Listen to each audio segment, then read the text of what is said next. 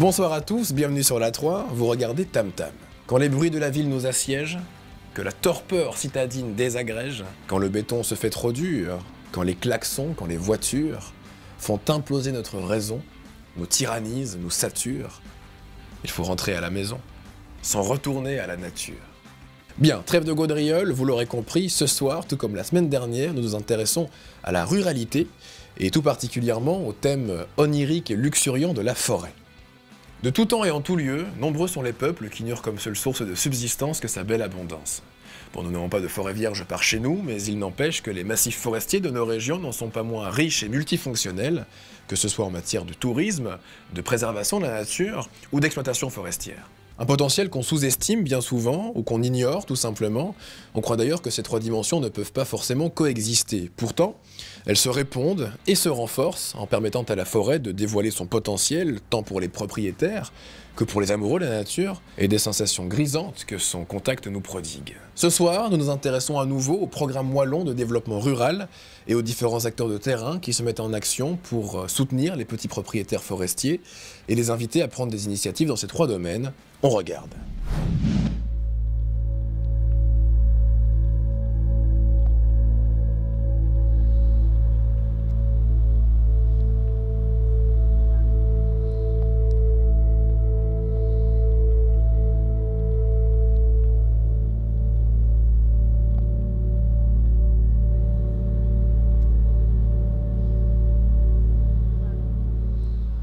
Vous savez que la forêt en Wallonie occupe un tiers de la surface, mais c'est malgré tout le parent pauvre du développement rural.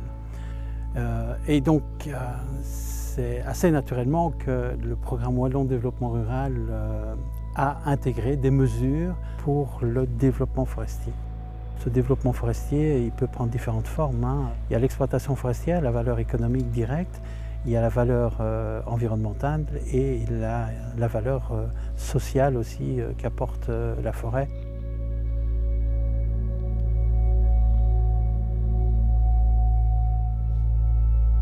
La forêt privée, c'est déjà la moitié de la forêt wallonne. Et la petite forêt privée, c'est un quart de la surface de cette forêt privée-là. Donc ça représente une surface importante et de l'ordre de 90 000 propriétés. Et beaucoup de propriétaires ont finalement qu'une petite parcelle. Donc on arrive souvent avec des parcelles qui dorment un peu, par manque de connaissances ou on ne sait pas à qui s'adresser.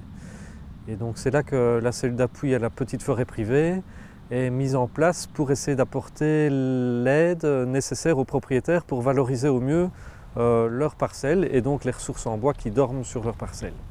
Ici sur le territoire, on a près de 700 propriétaires forestiers et pas mal de petites propriétés. Et donc avec des gens qui se retrouvent un peu démunis par rapport à la gestion de leur toute petite parcelle.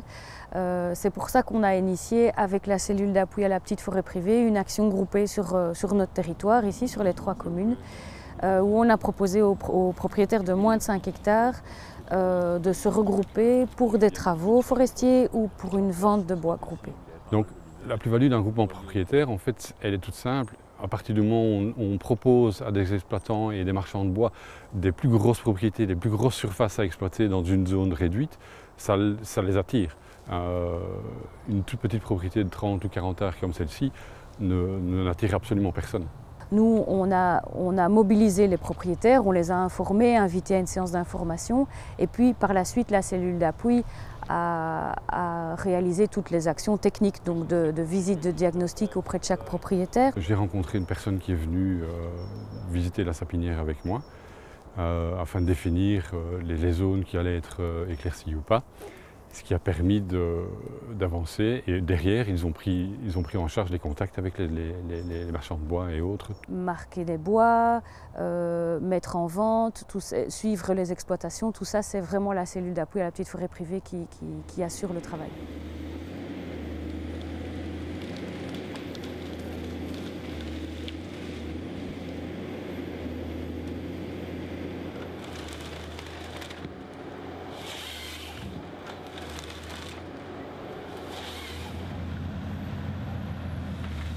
Des ventes groupées comme celle-ci, je pense que ça répond déjà à la demande des professionnels qui cherchent du bois à valoriser. Ça répond aussi à des objectifs environnementaux aussi, faire en sorte que la forêt privée wallonne soit gérée. La vente groupée qu'on organisait ici avec la cellule d'appui à la petite forêt privée eh bien, a permis d'amener du bois dans la filière locale. Il faut savoir que sur le territoire, on a encore 2 scieries de feuillus et l'approvisionnement de ces scieries est parfois problématique. Donc c'est vraiment important qu'on mobilise du bois qui reste souvent en forêt quand les propriétaires ne savent pas quoi faire et comment gérer leurs parcelles.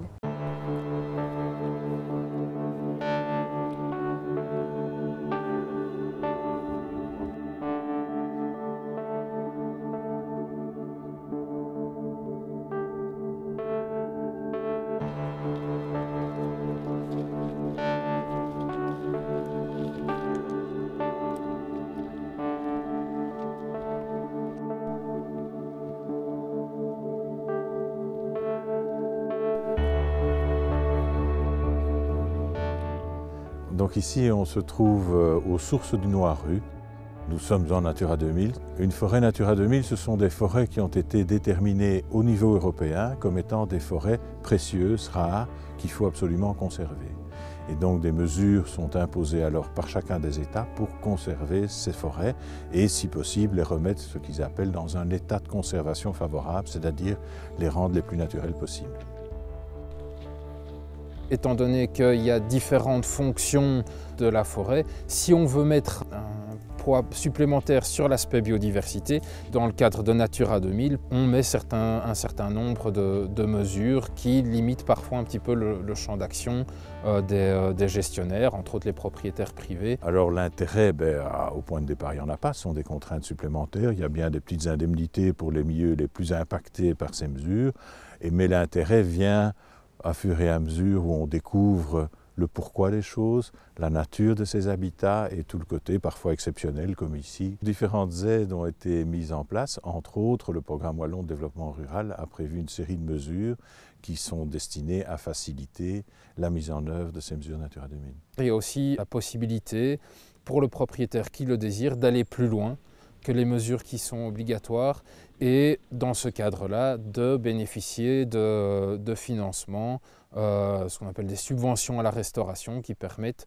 de recréer ou d'améliorer l'état de certains habitats. Ici, vu les milieux assez exceptionnels, on a pris des mesures supplémentaires où on a alors fait des travaux plus importants comme ces petites mares que vous voyez là derrière ou des enracinements anticipés ou différentes mesures pour restaurer les milieux le plus rapidement possible. Donc la plus-value du programme Wallon de développement rural, essentiellement pour moi dans le cadre de Natura 2000, c'est de permettre de motiver certains propriétaires qui font le choix d'aller plus loin que le cadre légal de base et leur permettre de montrer que tout n'est pas que contrainte, mais qu'il est possible aussi d'avoir des projets positifs en Natura 2000.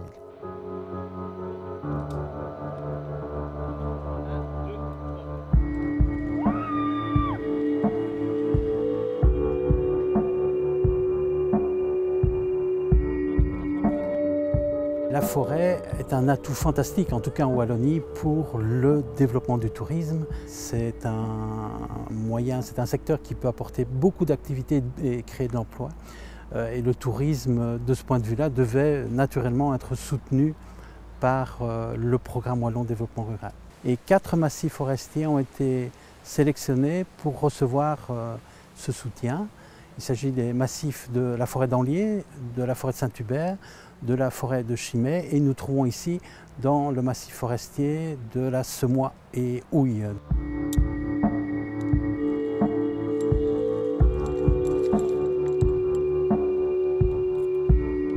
Pour ces massifs forestiers, l'idée qui a été envisagée et qui résulte d'études précédentes est de développer un produit touristique plutôt que d'être simplement un lieu de visite.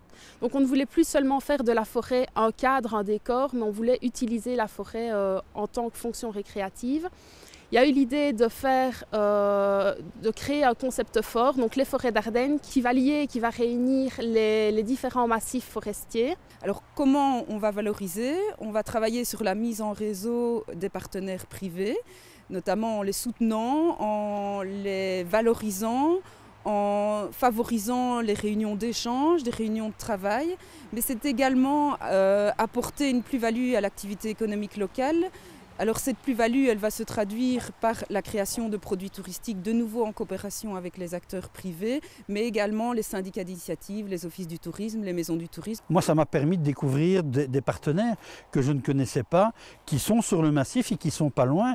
Et on a pu réaliser des activités en commun. Et donc, en s'unissant tous ensemble, on propose une multitude d'activités aux personnes qui viennent, aux touristes, mais des activités qui répondent mieux à la demande du touriste.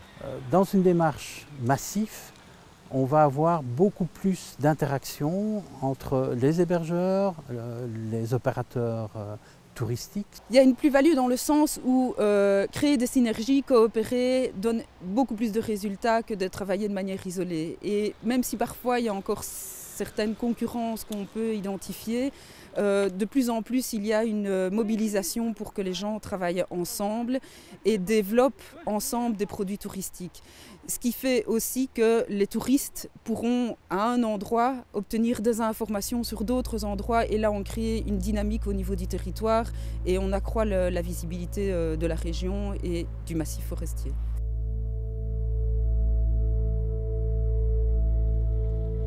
On a vu que la forêt pouvait jouer différents rôles. On a vu que le programme wallon de développement rural voulait aider les différents acteurs à développer ces rôles. Il reste un rôle important, c'est celui du public et on espère surtout que ce public va pouvoir profiter toujours davantage de cette forêt qui est une richesse pour tout le monde. Merci beaucoup d'avoir suivi ce Tam Tam consacré aux petites forêts privées. On se retrouvera très bientôt dans la forêt ou ailleurs. Et avant cela, n'hésitez pas à vous rendre sur notre site internet télévisiondumonde.be ou sur notre page Facebook pour retrouver nos précédentes émissions. La semaine prochaine, nous nous intéresserons ensemble à la scolarité des jeunes migrants. Même jour, même heure, même chaîne. Excellente soirée sur la 3.